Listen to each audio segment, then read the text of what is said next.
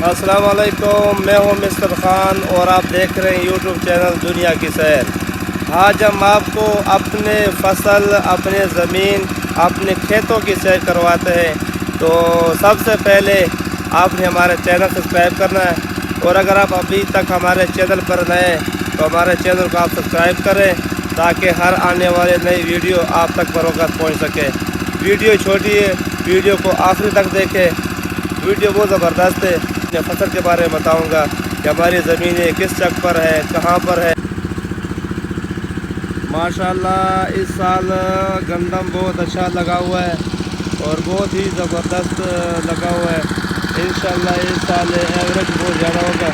बस आपकी दवाओं की ज़रूरत है कि इस साल गंदम की एवरेज औसत अच्छा हो जाए, जितना खर्चा किया उसके मुताबिक एवरेज दे दे। तो माशाल्लाह अल्हम्दुलिल्लाह बहुत ज़बरदस्त है। ये हमारे गंदम है 559 चक में। वो सामने मैं कैमरे को जूम कर रहा हूँ, वो सामने प्राइमरी से पूरे 559 चक का वो सामने आपको नज़र आ रहा है स्प्रे जो चूना लगा हुआ है।